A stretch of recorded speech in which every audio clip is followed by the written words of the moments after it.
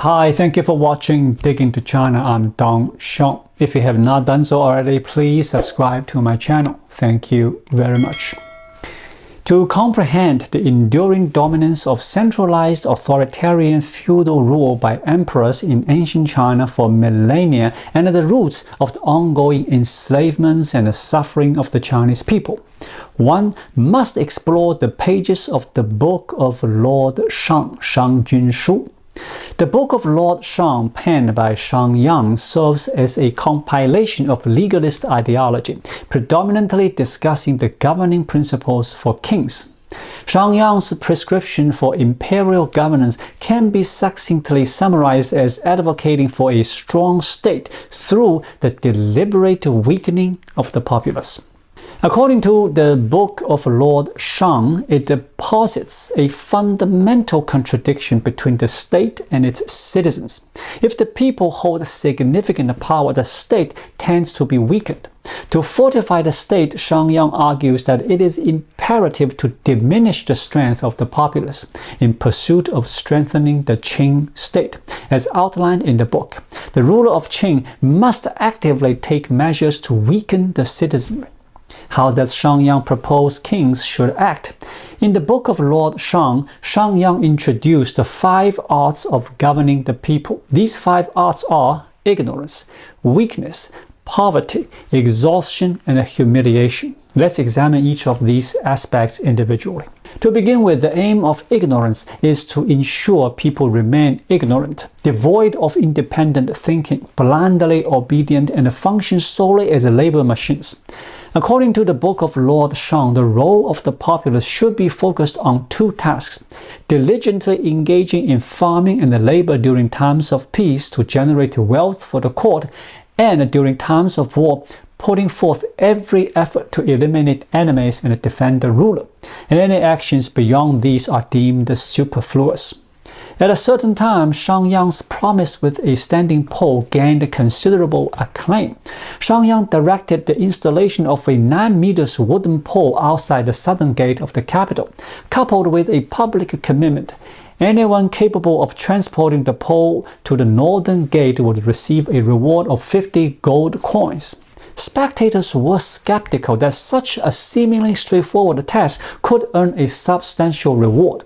Eventually, an individual successfully carried the wooden pole to the northern gate, leading Shang Yang to promptly fulfill his promise by rewarding the achiever with 50 gold coins. Upon careful consideration, the event of stand a pole as a promise appears to be disturbingly calculated.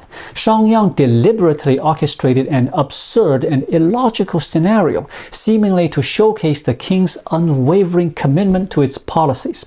In reality, it served as a means to assert authority through a nonsensical situation. Citizens were expected to unquestionably follow imperial decrees, regardless of their absurdity. Shang Yang's aim wasn't to cultivate genuine trust and loyalty, but rather to encourage blind compliance. The underlying message was that people should execute imperial orders without hesitation, avoiding critical thinking and rational judgment. Therefore, Shang Yang's stand a pole wasn't about building trust. Instead, it undermines the basic rationality of the people, urging them to prioritize unquestioning obedience to imperial policies over independent reasoning. At the same time, Shang Yang held the view that extensive reading among the populace was superfluous, as it could lead to knowledge of inappropriate matters and subsequent undesirable actions. Consequently, he implemented a ban on a selection of classical philosophical texts, categorizing foundational education materials like rituals, music, poetry, and historical records as the primary 6 parasites, deeming them responsible for societal decay. By curtailing access to books, Shang Yang aimed to prevent people from engaging in unfounded speculation and instead focus on agricultural pursuits. Furthermore, he advocated for the prohibition of Confucian scholars, government officials, and scholars from undertaking educational travels, actively working to block potential avenues for people to acquire knowledge and information. The second aspect of the 5 arts of controlling the people is weakness. This involves systematically ensuring that the populace lacks the capability to resist or pose a threat under objective conditions. The principle is based on the idea that absolute violence begets absolute obedience. Faced with the limitations on technological advancements at the time, the imperial court couldn't rapidly enhance its military strength. As a result, the focus shifted to reducing the minimum level of force among common citizens. Apart from agricultural tools, strict restrictions were imposed on the possession of iron and bronze weapons by the general populace. Shang Yang's strategy of weakening the people was later taken to its extreme by Qin Shi Huang. According to accounts in records of the Grand Historian Annals of Qin Shi Huang, after Qin Shi Huang successfully unified the 6 states, he gathered a substantial number of weapons nationwide, melted them down, and crafted 12 statues made of metal, each weighing 450,000 kilos. The third principle of the 5 arts of controlling the people is poverty.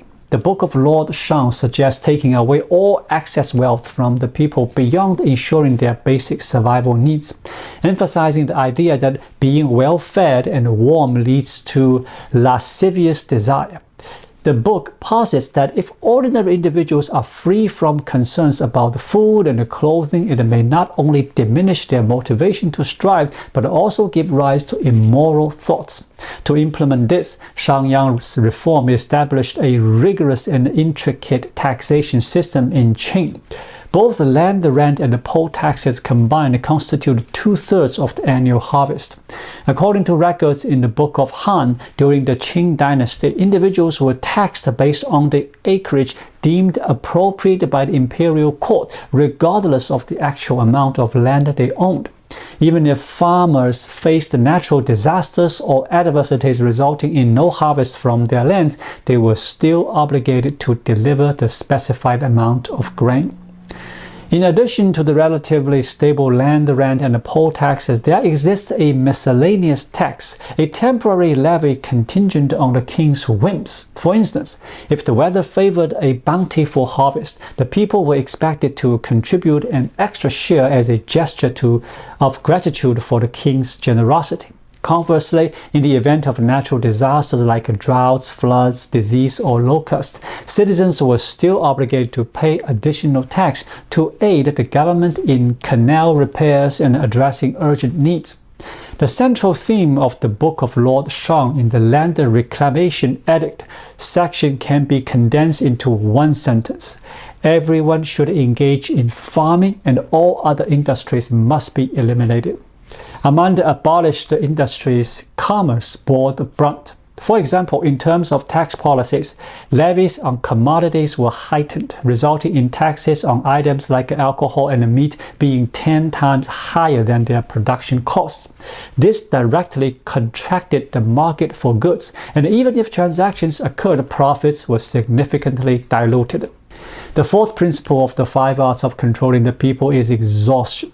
The specific method involves extracting the physical and mental vigor of individuals through the impositions of burdensome corvée labor. In the decade following the unification of the 6 states by the Qin dynasty, numerous colossal projects were swiftly undertaken, requiring a substantial workforce. Historical records indicate that the construction of the Great Wall necessitated the conscription of 400,000 individuals, while over 700,000 were enlisted for the building of the Qing royal palace. Large-scale mobilization involving tens of thousands of laborers was a common occurrence for projects such as constructing direct roads, expressways, and water routes. Corvée labor came without any compensation, and the citizens often had to provide their own sustenance and tools. Furthermore, those conscripts were predominantly young adults, the primary workforce for their families. Unable to tend to their own fields, they were compelled to work for the emperor without remuneration for several years. Those fortunate returned with injuries, while the less fortunate met untimely ends. The fifth aspect of the 5 arts of controlling the people is humiliation. In contemporary terms, it can be compared to PUA, but in this context, it signifies indiscriminate and systematic humiliation imposed by a powerful state apparatus on the people. As suggested in the Book of Lord Shang, unearthed Qing bamboo slips contain regulations such as farmers being prohibited from looking around while cultivating, refraining from listening to idle talk, and avoiding unnecessary speech. Citizens were treated as if they were livestock, akin to a blindfolded donkey at a grindstone, illustrating a dehumanizing perspective. If a farmer's domesticated cattle were found to be relatively thin, the person could face punishment ranging from minor corporal punishment to severe consequences, including loss of life. The Book of Lord Shang advocates for the obliteration of personal space, establishing a transparent society where every individual is subject to the close surveillance of the government and others. Shang Yang introduced a household registration system that promoted mutual surveillance and scrutiny among residents. Reporting wrongdoers was incentivized with substantial rewards, while failure to report incurred severe penalties. In a group of 5, if one person was found guilty, others were implicated. For example, a lack of bravery in war resulted in execution, with repercussions for parents, siblings, and a spouse. The aim of humiliation is elucidated in the Book of Lord Shang in the section on weakening the people. When people experience degradation and humiliation, they prioritize noble titles. When they are weak, officials are revered. When impoverished, significant rewards are emphasized. If individuals lack personal dignity and feel degraded, they seek honor in official titles. If spiritually feeble and timid, they hold those in authority in high regard. Consequently, the common people find themselves pleading before officials, simultaneously admiring and fearing them, and striving desperately to enter their ranks. We found ourselves compelled to ask, what is the ultimate objective proposed by the Book of Lord Shang with such ideological concepts? In the section on governing the people, there is a passage that states, "Administer the people with benevolent policies, and they will be close to their relatives. Conversely, govern the people with techniques, and they will rely on the state."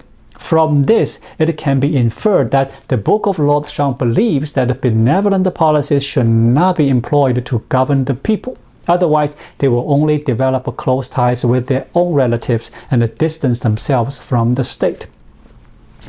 The book sets the happiness of the people against the natural interests of the state. Shang Yang's ultimate goal is to pursue national strength with little regard for the happiness of the people. Furthermore, he posits that national strength and the well-being of the people are mutually exclusive. Consequently, to fortify the nation, he inevitably must undermine the people. Once the people are weakened, the state finds it more manageable to control them. In contemporary terms, the dynamics of emotional manipulation or debt of gratitude can aptly elucidate this issue. To illustrate the concept of a debt of gratitude, consider a scenario where someone is peacefully standing by the shore when suddenly another person kicks them into the water. The individual in the water cries out for help, desperately seeking assistance. Eventually, the perpetrator extends a helping hand and rescues them back onto the shore. From that moment onward, the rescued person feels obligated to their savior. The rescued individual is then expected to express gratitude, comply blindly, and become psychologically subservient to the rescuer. Does this scenario sound familiar? In today's workplaces and families, instances of emotional manipulation are still prevalent. The theory presented in the Book of Lord Shang can be likened to pushing all the people into the water and occasionally throwing in some sustenance. Gradually, those fortunate enough to receive sustenance will develop a sense of gratitude. Over time, they may even forget what it's like to be on dry land, as if they were born in the water. For this group, occasional provisions are sufficient to content them, and they no longer harbor dreams of returning to the shore. In essence, the Book of Lord Shang envisions a strong nation not for the protection of its people, but for the conquest of other nations. This perspective relies solely on military conquest with a narrow understanding of strength dominated by force. The objective of a strong nation is to establish an entirely centralized society characterized by a vertical societal structure and a monotonous social life, all controlled by an absolute center. Feudal dynasties held on to the governance philosophy outlined in the Book of Lord Shang as a guiding principle, refusing to let it go for over 2,000 years. One significant reason for this endurance is the low cost associated with implementing this method of governance. Addressing the ever-increasing needs of the people is a complex challenge, but it is comparatively easier to reduce those needs at a low cost. In feudal societies where productivity lagged behind and technology struggled to keep pace with the growing demands of the population, adopting cost-effective measures to diminish those demands became a more viable approach. Furthermore, feudal rulers were inherently disinclined towards technological progress, while subjects like medicine, astronomy, and arithmetic were included in the imperial examinations during the Tang and the Song dynasties. By the Ming and the Qing periods, these examinations were strictly confined to the 4 books and the 5 classics. The inherent contradiction between technological progress in productivity and the autocratic rule of feudal emperors was something they found intolerable. Consequently, inner signs of development were promptly suppressed. Therefore, who ultimately reaped the rewards of the ideology championed in the Book of Lord Shang? Was it Shang Yang's aspirations for governance or the feudal emperors? In the beginning, driven by his governance ambitions, Shang Yang, upon entering the state of Qing, faced an initial lack of hospitality during the first 2 meetings with the Duke Xiao of Qing. It wasn't until the 3rd meeting that both parties started to establish a connection. It was only during the 4th encounter that the Duke Xiao of Qing regretted not meeting Shang Yang earlier. In the initial 2 meetings, Shang Yang attempted to convince Duke Xiao of Qing with the principles of imperial governance, but Duke Xiao showed little interest. He was indifferent to any form of principle. He exclusively sought techniques, particularly the technique of enriching the state and strengthening the military. Duke Xiao prioritized practicality, emphasizing utility and a martial spirit. Celestial principles had little importance for him. His sole focus was on enhancing the state's strength. Shang Yang suggests that to enrich the state, strengthening the military, and conquer other nations, there was a need for a comprehensive monopoly, control, and mobilization of social resource, all centrally coordinated by an absolute authority, namely the King of Qing. This viewpoint aligned with the thoughts of the king. The strategy of forcefully aligning the will of the entire populace with the goal of making Qing a powerful state could significantly mobilize and control societal resources in pursuit of that objective. In Francis Fukuyama's The Origin of Political Order, it is estimated that the military of the state of Qing successfully mobilized 8 to 20% of its total population, significantly surpassing the Roman public's 1% and the Daedalian League of Greece 5.2%, and even exceeding early Europe. How did Shang Yang meet his demise? Accused by the nobility and distrusted by the successor King Hui-wen of Qing, Shang Yang faced execution through the gruesome method of being torn apart by chariots. Despite Shang Yang's personal downfall and damaged reputation, his policies proved successful in Qing, ultimately leading to the conquest and unification of the 6 states under the Qing dynasty. The 6 states in turn experienced their downfall, subjecting their common people to even more oppressive regimes, marking their own failure. Can the success of Qing be considered the success of its people? What did they gain? collective punishment, severe penalties for minor offenses, and the risk of enslavement for minor infractions. From this perspective, it appears that only the royal family of King Ying of Qing emerged victorious. However, to consolidate the centralized imperial power advocated in the Book of Lord Shang, after Qing Emperor II ascended to the throne, he executed 12 princes and had 10 princesses torn apart. Prince Gao chose to be buried with Emperor Qin Shi Huang to protect his wife. The Ying family was almost entirely eradicated. Did the Qing Emperor II emerge as the sole victor? With a bit more patience and a wait of 2 years, we discover that Qing Ershi was killed by his eunuch Zhao Gao. Subsequently, Zhao Gao was killed by Ying Ying. After Ying Ying ruled as emperor for Qing for 46 days, Lord Shang Yu arrived, leading to Ying Ying's demise at the hands of Shang Yu. The ultimate outcome of the Book of Lord Shang was a collective loss for all. What led to this result? Shang Yang orchestrated a transformation of the Qing state into a formidable power. The Book of Lord Shang idealized the strength without regard for civilization. The Qing dynasty emerged as China's first centralized feudal monarchy, marking the end of the previous feudal system. The primary aim of the Book of Lord Shang was national strength. In Shang Yang's perspective, the common people were viewed as mere pawns for the mighty and uncivilized warring states.